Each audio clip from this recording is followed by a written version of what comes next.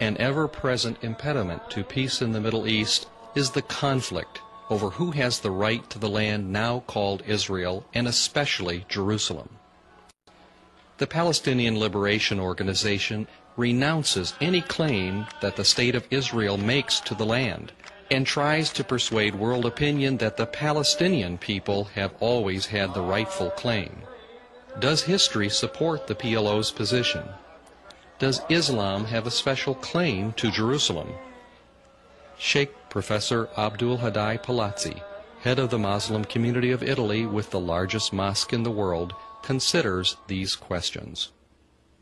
Professor, both the Palestinians and the Jewish people claim a title to the land that is now called Israel. Who's correct? As a basic difference is that the Jewish people was ordered by God to settle in the land, while for other people there is no specific religious duty to live in a certain land. But another point that is interesting is that while the reality of the Jewish people is a known fact, the idea of the Palestinian people is something that was creating recently for political reasons. We easily admit the existence of an Arab people, but claiming that those Arabs who live inside the Israeli territory are Palestinians and that they form a specific nationality is something that has no ethnic or historic basis, but is just based on recent politics. Even in my opinion, Arabs have the right to live in Israel, but of course, just like in every case, a Muslim must abide by the local law. So Arabs can have a right to live in Israel as long as they abide by the Israeli law, just like it happens to Arabs and Muslims who live in whatever part of the world. You said that God gave the land to the Jewish people. Now, is this recorded in Jewish scripture or in Islamic scripture? According to both of them, because we have both in the Bible and in the Quran that when the Jewish people was in exile in Egypt, it was freed from slavery in Egypt and asked to settle in the land of Israel. And it was the order coming by Moses, which was realized under Joshua. And there is no difference from this point of view from what is said in the Bible and what is said in the Quran. Chairman Arafat and a number of Islamic clerics, and you're an Islamic cleric, say that there is no historic evidence of the Jewish temple being in the area of the Temple Mount. Is that correct? This is one of the examples of how the PLO propaganda works. It is based on both historical and religious revisionism, since claiming that there was no temple in the area of Temple Mount of today is both against the Bible and against the Quran and against all that is declared in Quranic, classic Quranic annotators and Muslim historians.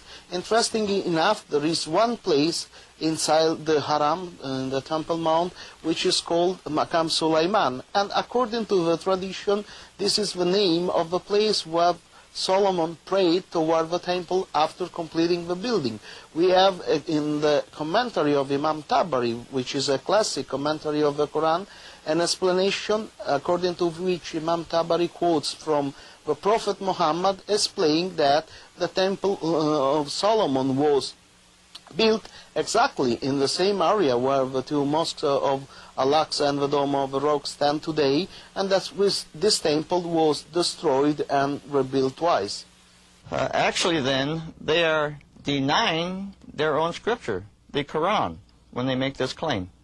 Of course, to support their Palestinian ideology, what they claim that the Mosque of Al-Aqsa is a national Palestinian sanctuary, as they say, they need to revise both the history of Islam and the basic sources of Islam. This is because it is clearly declared in Islamic sources that the sanctity of the place depends on the fact that the Prophet Muhammad ascended to heaven from the same place that was the direction of prayers of the Prophet of the children of Israel who were before him. how can the Palestinians agree to Jewish sovereignty, Israeli sovereignty over the city of Jerusalem and the Temple Mount in view of the fact that there are 2 Islamic mosques on the Temple Mount?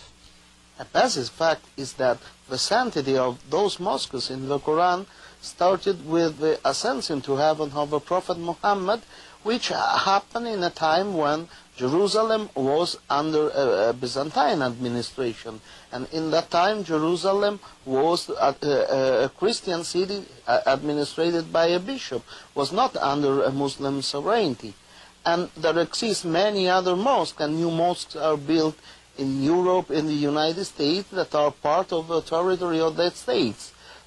And this creates no problem, because when the government recognizes the basic right of a Muslim, when the government grants and protects their religious freedom, a mosque can work and perform all its function for the community independently from the government, which is exercise sovereignty over the territory where the mosque is located. All right, the bottom line, what you're saying then, is that there is really no such thing as a Palestinian people.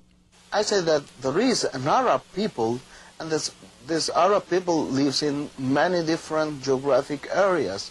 And in that case, for political reason, Palestine was originally the name of a geographic area, which includes both West Palestine, that is today Israel, and East Palestine, that is today Jordan.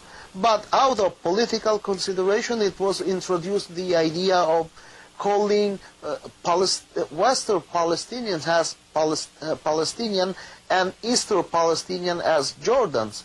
But originally, the word was intended from a geographic point of view as everyone who lives in Palestine. So a Jew who lives in Israel is Palestinian, an Arab who lives in Israel is Palestinian, and an Arab who lives in Jordan is Palestinian too.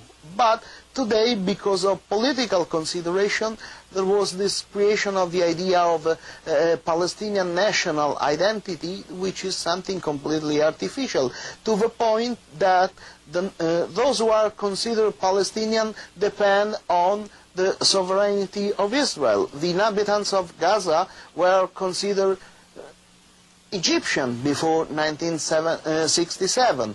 The inhabitants of West Bank were considered Jordans before 1967. As soon as Israel took control of that areas, since they live in Israel, it is claimed that the local Arab population belongs to the so-called Palestinian people. But this has no base in reality, and even no base in the feeling of the local Arab population.